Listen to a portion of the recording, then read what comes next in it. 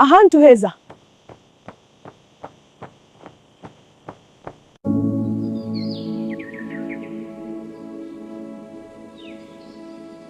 Murakaza neza. Admire the vibrant colors and patterns of our handmade crafts. Ahantu heza mu Rwanda. Ahantu heza mu Rwanda.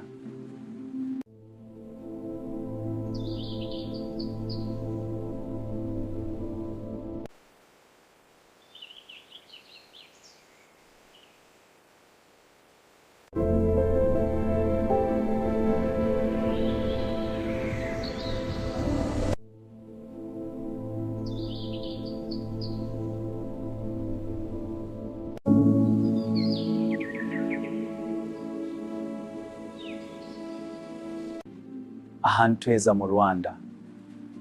Ahantu heza mu Rwanda.